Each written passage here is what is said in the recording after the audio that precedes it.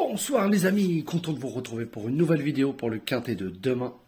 Avant ça, comme d'habitude, une grande dédicace à vous, tous mes abonnés. Vous avez été encore très nombreux aujourd'hui. Tous les pays, tous les groupes, tous les nouveaux abonnés aussi qui y arrivent, qui sont abonnés aussi à la chaîne. Merci beaucoup de votre soutien, malgré en ce moment les courses très difficiles.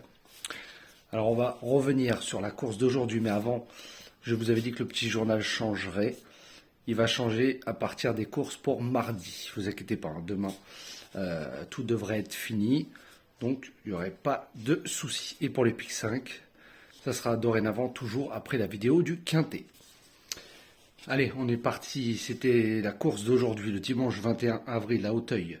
C'était réunion 1, course 4 sur 4700 mètres. Le départ a lieu à 15h15. C'était du steeplechase, 17 partants, un handicap groupe 3. Prix du président de la République, très très belle course. Dans ma sélection, je vous donne que le 5 et le 17. Voilà, même pas dans mes 5. Donc je vous donne rien aujourd'hui. Pour les abonnés privés, mon coup de cœur était le 5.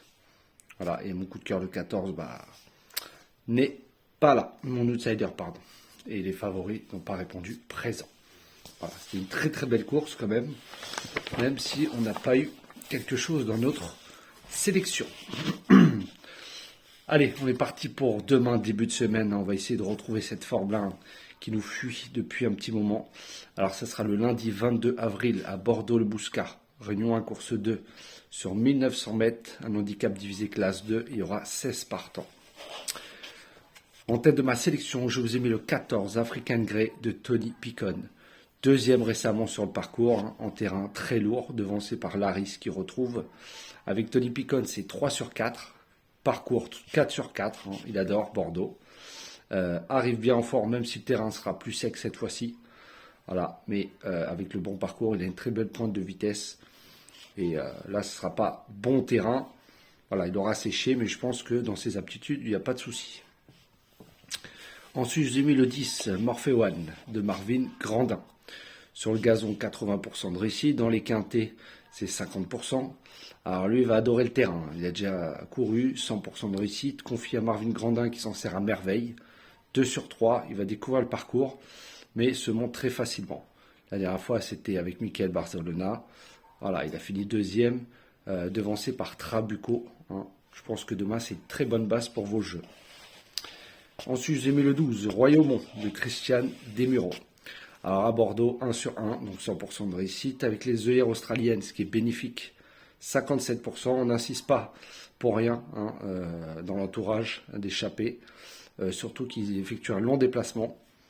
Voilà, il n'a pas eu beaucoup de chance à chaque fois dans les quintés. C'était sur PSF. Là, revenir sur l'Ève, je crois que ça va lui faire du bien.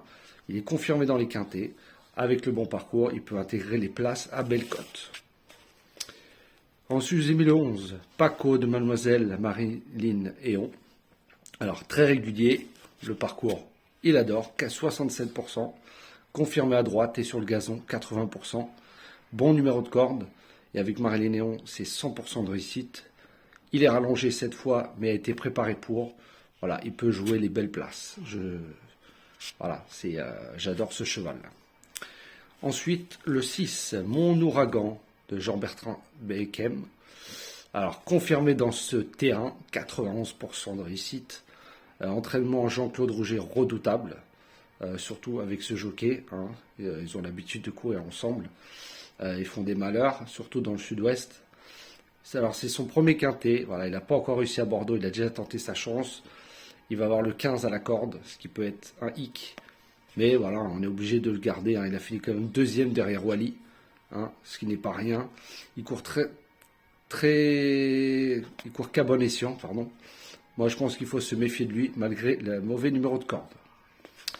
Ensuite, j'ai mis le 1, Bakshi Saré, d'Anthony Crastus. Alors, à part sa dernière course dans une liste trop dure, hein, trop relevée, 9e. Avant ça, il était très régulier. Il s'entend bien avec son jockey. Terrain n'est pas un souci, hein, 2 sur 3. Dans les quintés, c'est 50% de réussite. Il est confirmé corde à droite. Voilà, mais je le vois plutôt en fin de combinaison, car pour moi, il a beaucoup moins de marge pour entrer dans les 3 premiers. Et ensuite, mon 7e cheval sera le 5 Bevan de Gedgé. Alors, 8e pour sa rentrée, le terrain, il va adorer 2 sur 2. Son jockey s'en sert très bien avec 2 victoires, 1 place en 6 courses. Il va découvrir le parcours. Depuis sa victoire à Longchamp, 36,5 de valeur, il n'a plus beaucoup de marge. Là, il est en 39,5. Donc, je le vois plutôt pour les places 4e, 5e. Donc, je vous répète mes 7 chevaux pour demain, le 14, le 10, le 12, le 11, le 6, le 1 et le 5. Demain, je vais vous donner mon coup de cœur qui sera le 11 Paco de Mademoiselle Marilyn Héon. Je vous répète 14, 10, 12, 11, 6, 1 et 5. Et mon coup de cœur sera le 11 Paco. Voilà les amis, sur ce, je vous souhaite une très bonne fin de soirée. Prenez soin de vous et je vous dis à demain.